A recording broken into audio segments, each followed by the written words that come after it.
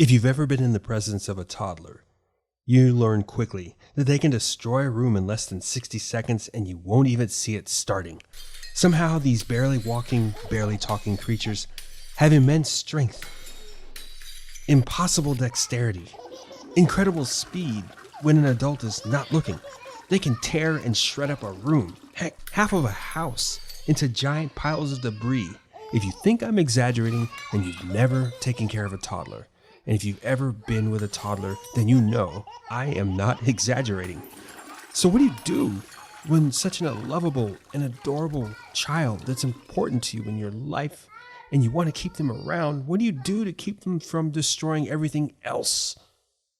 Well, from my experience, I have two children who are now grown adults, and I've spent a lot of time working with babies and toddlers in nurseries and various settings. You just kind of have to divide and conquer the areas that they've demolished. You have to stay persistent and clean them up one by one. You get help whenever you can get help. Now, in my last episode, I talked about acknowledging two fundamentals about sleep that are often overlooked, but when you can embrace them, they help you see your disorders a little more clearer. I also talked about how the one fix that some people try to sell you doesn't really work because people's sleep issues start at various times of their lives and stem from different areas of their lives. So there's no way that one fix can solve your problems overnight. They're going to happen one night at a time. There is, however, one method that can help anybody that has sleep disorders and can help anybody start to see them for what they are and take actions and steps to get rid of them. Just like cleaning up a toddler's mess, you have to survey the challenges, divide them up into manageable areas, and make the necessary and consistent changes. There are 4 distinct areas about your sleep, and a 5th one that connects them all, in which you can find the challenges and your strengths with persistent and consistent work, most of which can take as little as 5 minutes to do for each activity. You'll see those sleep disorder symptoms start to go away, piece by piece. And before you know it, you're getting the sleep that you want and the restorative sleep that you deserve. So what are these areas? Let's charge into them in this episode of The Why Behind Your Z's.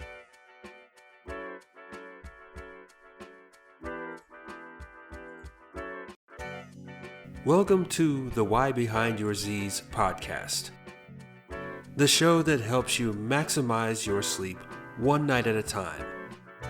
Brought to you by sleepyoudeserve.com.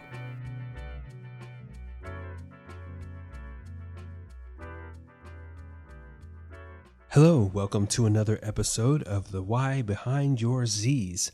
I'm your host, Paul Bright, certified sleep science coach, United States Air Force veteran, and survivor of several crazy sleep disorders that took me a long time to get over, but won't take you a long time to get over because I'm passing my knowledge on to you and knowledge of others and experts in related fields on to you so that you can start to get the sleep you deserve as soon as you can.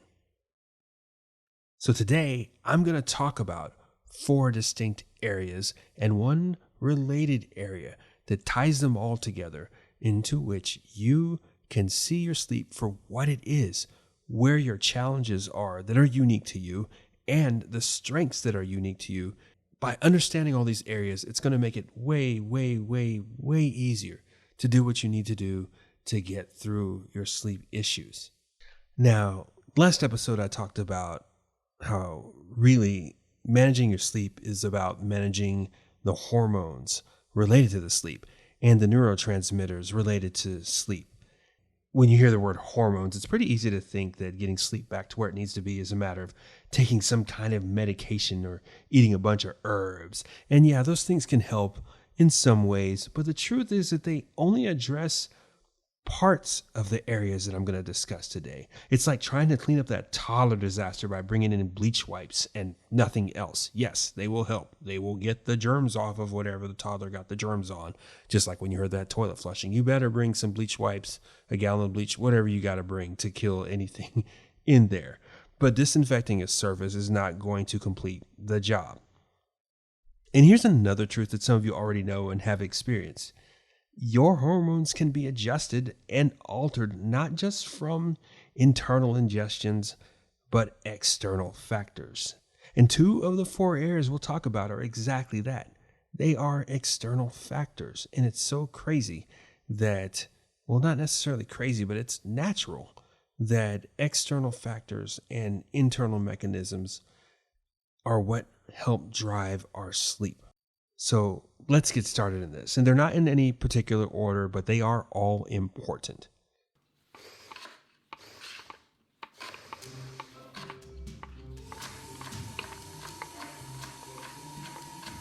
The first one I want to talk about is nutrition. Okay, nutrition is an area where you can see some direct influence with your sleep hormones. You are what you eat, and you sleep what you eat. And if you aren't eating enough of the right foods, the right nutrients, the right minerals that help promote good sleep, it's going to be hard to get those extra hours at night. Actually, they're not even extra. They're hours that you're supposed to be having in some cases. If you're eating a lot of the wrong things or even the right things at the wrong time, your sleep can get wrecked from the inside. The last episode I talked about melatonin pretty extensively, and there are foods that support melatonin production. These include nuts and seeds and cucumbers and corn. But see, you also need tryptophan-rich foods because that is what produces serotonin, which is a precursor to melatonin production. So you can see right there how nutrition helps improve your sleep.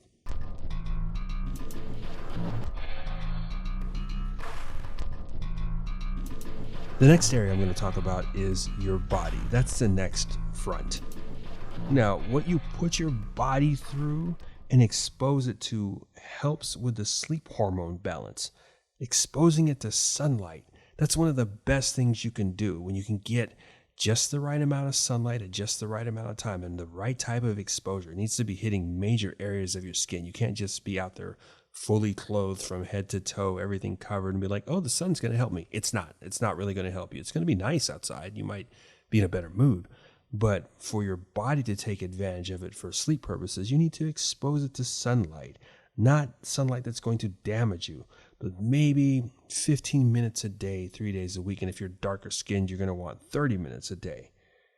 Proper exercises and stretches will promote circulation and cortisol reduction. Most of us know that cortisol is mostly associated with the fight or flight response, but you really do make a little bit of cortisol at night. Oh, I'm giving away secrets for later episodes. But your body does create its own little levels of cortisol at night so that by a certain time in the morning, it hits just right. You get a little extra boost of energy, and then it starts to go away because of the other hormones that are helping balance it, and then it starts to produce a little bit more at night while you sleep. But being able to naturally get rid of that cortisol at the right time helps your body go to sleep better. So you could do that through physical exercises. And they also promote, like I said, they also promote circulation, which is great for restorative sleep because as you sleep, there are things that happen that your body is going to release all these human growth hormones, and there's repair and recovery. But if you don't have really good circulation, it's not going to hit all the right parts of your body that need it.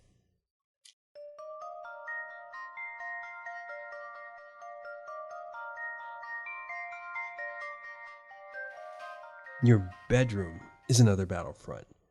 Okay, where you sleep may not matter when it comes to like taking a nap or even just getting into those first stages of sleep.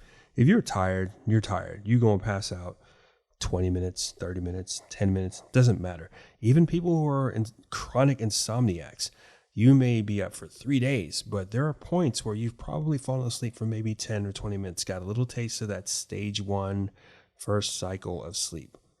But getting through the rest of those sleep stages, getting to stage 2 and stage 3 where your body starts to get catatonic and cools down, and then it goes under repair. And then stage 4 where your memory is getting processed, the short-term things that matter start going into the long-term memories, and all the dead cells start to clean out.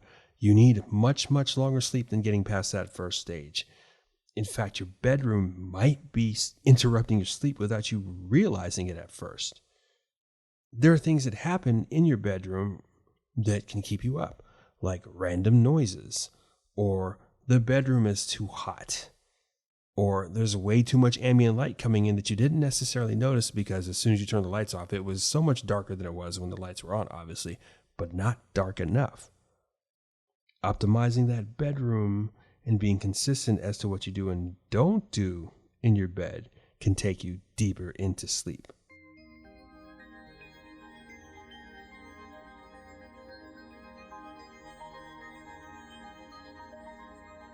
The last front, just as important as the other three, is really your mindset and how you approach bedtime. It is so key. How you view sleep is key. Setting your mind up to glide into sleep and not shut off from exhaustion is so key. Not going into a full stop when it comes to sleep is so key to getting yourself ready for good sleep and consistent sleep and wanting it without even thinking about sleep. You got to get that mind right.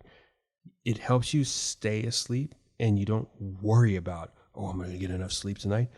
If your mindset gets just right, if you can tune the right things that you need to tune, you won't even realize that, yeah, I'm going to sleep. You don't even view it like that. You don't worry about whether you'll get sleep or not. Even if your sleep gets interrupted, you're like, this sucks. All right, well, let me go do this thing that I planned and maybe I'll fall asleep. Like for me, this happens from time to time. Yes, I am a certified sleep science coach, but it doesn't mean my sleep is perfect. No way is it perfect. It's just very consistent. Like 90% of the time, the sleep that I want, when I want it, I get it. But there are nights where I get interrupted for various reasons that are out of my control. And I just wake up. But you know what? I know exactly what I need to do to get me back to sleep. I don't worry about it. I don't get pissed about it. I just take into action the things that I know will help me get back to sleep. When you can get your mindset to be something like that, it's amazing.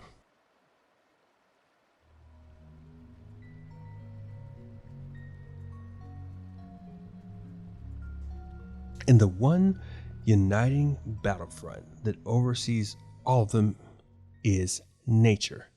Yes, nature. The closer you can get to aligning these solutions, to discovering your strengths, the closer you can get them to being natural and organic methods, the longer lasting and more effective the changes will be and the better your sleep is going to be in the long run. Now, I'm not talking about turning into like a total hippy dippy woosah. No offense to anybody that does all those things. I partake in my own little activities here and there that are can seem hippie like, but we're not talking about that. We're just talking about choosing the most natural and organic methods to solve the same issues that you need solved. It's like this when we talk about taking vitamin D, and you need vitamin D to help you go to sleep because it helps produce serotonin. It takes that tryptophan and turns it into serotonin. If you don't need to take supplements, then why not get it from natural foods? Why not get it from the sun? Those are the most natural and organic ways to do that. If you need to get more oxygen into your lungs, some more clean oxygen, instead of buying an oxygen tank, why not go for a walk near the woods if you can? That's what I mean. Taking the most natural and organic ways to help solve your sleep issues by solving the challenges or capitalizing on your strengths, that's going to last you much, much longer. So nutrition, your body, your bedroom, your mindset, and nature. Those are the 4 distinct fronts, and the one front that unites them all that will help you get the sleep you deserve when you can take them piece by piece and examine them each in depth and see what's not working for you and what is working for you. And this is where I can say, hey, it's the end of the show. Thanks for listening. I put out 3 episodes. I gave you the one key you need to solve all your sleep issues. Just go with it and, do what you can with it. Good night. But you deserve better than that. You deserve way better than that. Stopping right there would be like that one parent who sees you with that crazy acting toddler and just shrugs their shoulders and goes, Just be patient. They'll grow out of it. That doesn't solve anything. You just hear some things that may be true, but it doesn't solve what's happening right now. It doesn't really give you a good start. It doesn't help that keep that toddler from breaking things over and over and laughing and smiling about it or having those crazy meltdowns. You need more than simple words. You need more than a to-do list of 1,000 sleep hygiene techniques. Oh my gosh. I had to figure those out, and it took me 10 years. 10 years. And I'm going to help you in way much shorter period than that. Mine was all self-help until I became a certified sleep science coach. And when I started taking those courses and doing the serious studying there and learning the why behind the things that were working for me and why some things didn't work, I looked back, I was like, man, I could have solved this in like at least 3 months after I got out of the military. But I didn't know those things, but I know them now. That's why I'm going to help pass them on to you. I'm talking about capitalizing on your strengths as well. You remember that client I talked about that I call Maria? Well, this is one of the things that helped her. So she hated the idea of going to sleep at night because by the time she got to where she wasn't doing her 2 jobs and raising her 2 kids and the night was over for everybody else, she wanted to socialize and catch up with her friends and read and do all the fun, interesting things. But she would cram all those things in and just keep going and going and going. And she could feel her body wanting to stop and her mind wanting to stop. Like, no, but I need to catch up on the rest of my life. And before you know it, she was going to bed at 3 and then having to wake up at 6:30. She hated the idea of going to sleep. And as organized as she was, when she would write the word sleep down by her target time, she hated it. But what she did enjoy was meditating. She really loved meditation. She could be pretty consistent with that in the morning or, sometime earlier in the night. And so what we said was, you know what, Maria, how about we just not write the word sleep down and just put in meditation time, but you make sure that your meditation time is going to take place in your bed. She's like, yeah, that could work. And that was one of the things that unlocked it for her. When she started doing that, she started gaining hours of her sleep and waking up so refreshed. She was like, I want to keep doing this. And so she looked forward to her meditation time. She could still have all her socialization time that she wanted with her family and her friends. But when that meditation time came up on her to-do list, she was all for it. And she's been sleeping amazing. So it's not just about finding the things that are wrong, but also finding the strengths that you have to help you get through this journey towards the sleep you deserve. It's like I said before, the solution to your sleep is within you already. It's there. You may find in that journey that there are strengths and areas that you can capitalize on and help you that you didn't know you had. And even though I'm not working with you one-on-one, I'm going to help you find those solutions within the battlefronts. And I'm not doing it alone. I have guests that I have already had interviews with that are experts in fields. I've talked to a doctor. I've talked to a nature expert. There are others that I'm going to be speaking with that are going to contribute towards this journey. You're going to hear a lot of good stuff. You're not going to just hear about me and all my war stories. They are going to be helpful, but you don't need just my knowledge to help you get the sleep you deserve. You need theirs as well. And that's what I'm going to do. The next 5 episodes are going to be dedicated to those 4 distinct areas and the 5th one that unites them all. I'm going to go in a little more depth into each one that will give you an idea of what to look for when it comes to figure out what nutrition elements you can use to help you get the sleep that you deserve. Things you can do with your body, with your specific situation to help you get that sleep that you deserve. I'm here for that. You're not going to do this alone. Thank you for listening. Thank you for listening to another episode of The Why Behind Your Z's. For more information and additional advice on how to help you get the sleep that you deserve, check the show notes for our email subscriber list. You can also visit our website, sleepyoudeserve.com.